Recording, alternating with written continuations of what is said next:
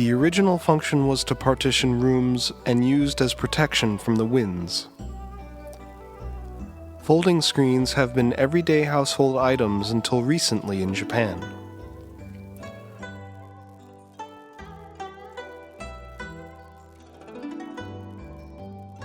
Japanese painters, called eishi, adorn screens with scenes of nature and the seasons. Trees, birds and flowers, cherry blossoms, the moon, the maple trees, and snow. Painter-poets created imaginary Chinese landscapes with Chinese-style poems, mountains and rivers Japanese had never seen. Stories from Japan's great novel, The Tales of Genji and Tosa, were also favorite subjects. Expensive azurite and malachite pigments with gold leaf showed the wealth of patrons. Pine trees and cranes are symbols of longevity for the new year. Battle scenes of the Heike clan and Genji clan. Poems with exquisite calligraphy.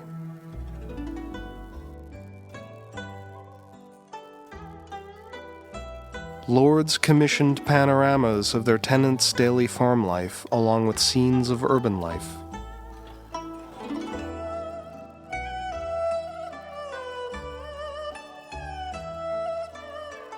The Japanese word for folding screen is byobu, which means windblock. The windblock screen originated in Han Dynasty China, where the word byobu was first used. Just like many ancient things in Japan, folding screens came from China by way of Korea around the 6th century. According to the 8th century documentary book Nihon Shoki, one of the earliest folding screens to reach Japan was a gift from the Korean kingdom of Shilla to the Emperor Temu in the 7th century. Screen-making materials such as ink, pigments, paper, silk, and brushes came to Japan at the same time. Japan and the Tang Dynasty in China were active cultural partners from the 7th through 9th centuries. When Japanese craftsmen started making their own screens, they were strongly influenced by Chinese examples. The ancient Chinese screen, often just a single panel, was very simply surfaced with silk and often had a wooden frame stand. As more panels were added, they were connected with braided silk or leather cords. The paper hinges and surfaces we see as typical of Japanese screens were Japanese inventions in the 15th century, a period of great Japanese cultural achievement. The Japanese development of paper using kozo mulberry tree fibers allowed for strong surface papers and strong hinges for folding screens. These allow the panels to be opened or closed in either direction. And the result is one wide screen for painters to use. These now lightweight and portable folding screens became everyday objects in Japanese life. The Japanese fascination with other cultures while adopting and developing new technology to fit local needs is deeply rooted in Japanese culture. The development of folding screens is closely linked to the architecture of Japan. Japanese houses and pavilions in ancient times had only beams and pillars with minimal walls. Houses were raised off the ground with large overhanging roofs to protect from rain. Houses had wooden sliding doors, against which to block rain and cold winds. The South, where Japanese culture first developed, is a warm and rainy country. On hot summer days, houses were opened to the outside to admit light and cooling breezes. Inside, cloth or bamboo rattan blinds and freestanding screens created privacy. The traditional walls are called tsuchikabe. Tsuchikabe, with its bamboo undercore lattice and straw-bound clay and stucco, is well adapted to Japan's earthquake-prone geology.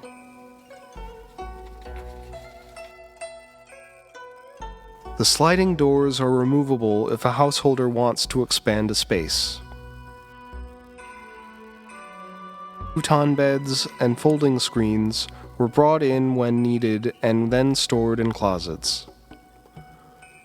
One room was used for multiple purposes: family room, dining room, and sleeping room. Painters expressed their artistry on large panoramic screen surfaces. The folding screens became more than mere windblocks to dividers, but were prized for their artistry and as a background for special occasions, such as weddings, dances, and tea ceremonies. Folding screens were common household items until World War II. In the 1950s, electric heaters and air conditioning appeared in Japanese houses. Each child had his or own private room, and folding screens unfortunately started to disappear from Japanese households. Byobu usually have 2 or 6 panels with paper hinges, always an even number of panels. The backside protects the decorated inner panels when the screens are closed. 6-panel folding screens usually come as a pair and were used to divide the large interiors of castles, temples, and rich merchants' or large farmers' houses. A pair of gold leaf byobu is still in the background of happy occasions like weddings.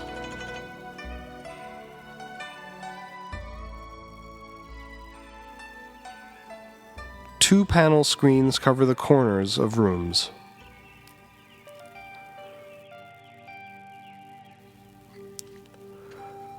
A single 4-panel folding screen is less common, but were used in a samurai warrior's small town house.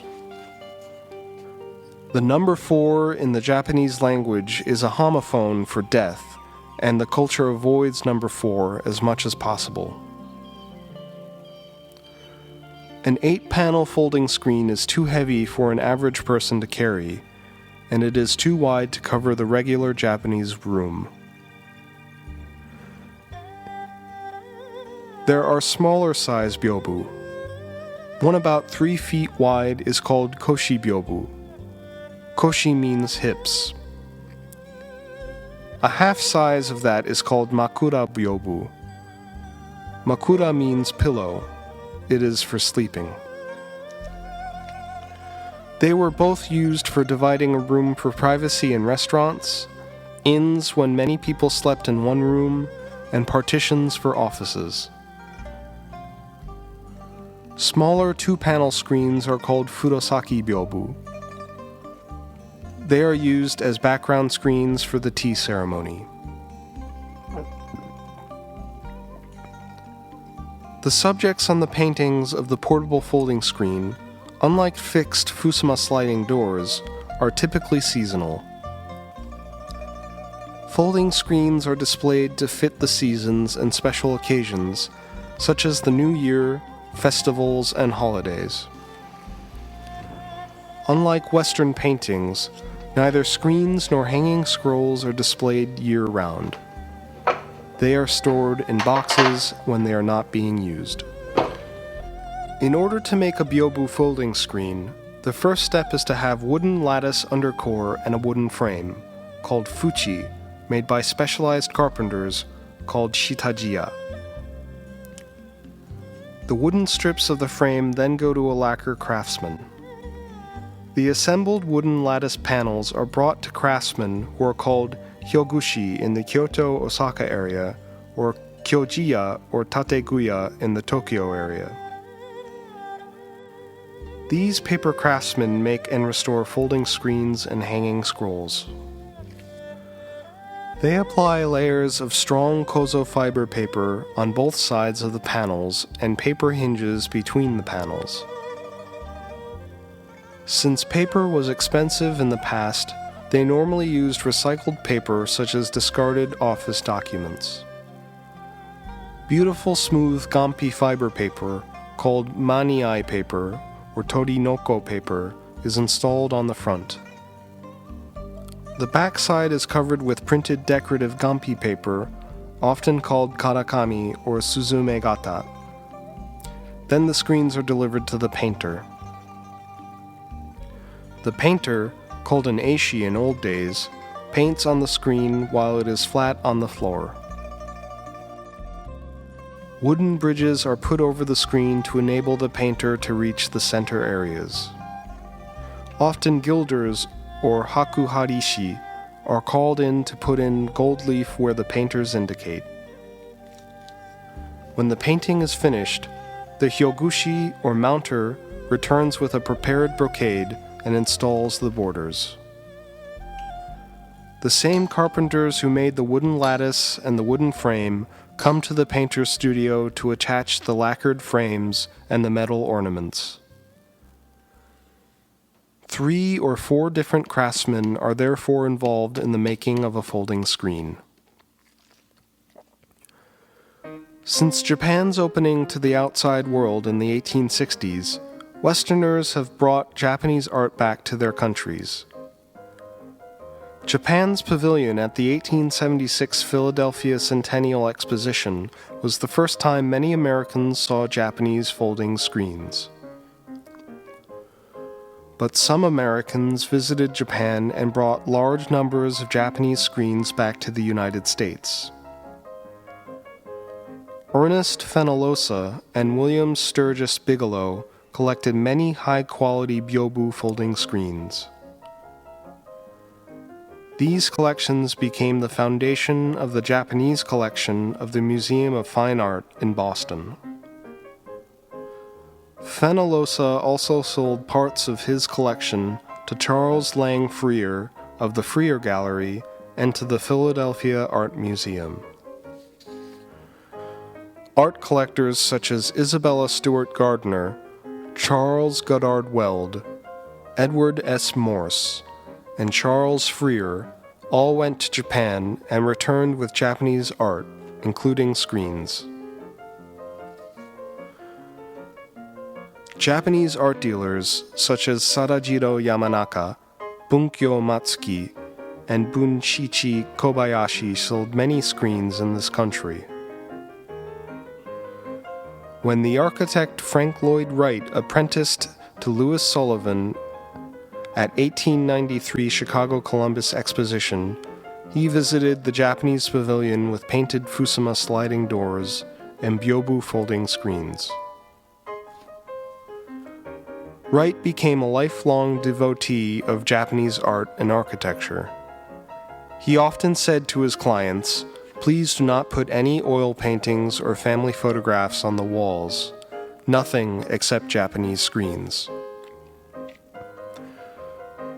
Wright also sold Japanese screens to his clients along with his custom-designed furniture. He made more money by buying and selling Japanese folding screens and woodblock prints than he did as a professional architect.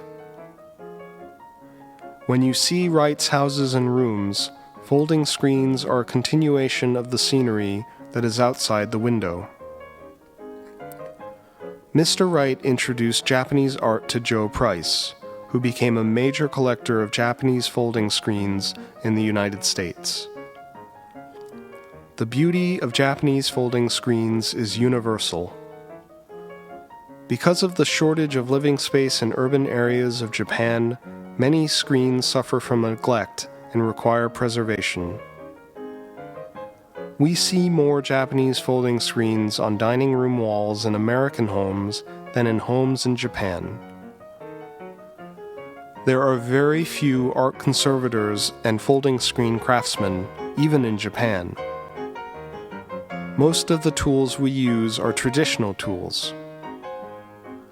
Documentation of this traditional craft is important. Now let's get to work.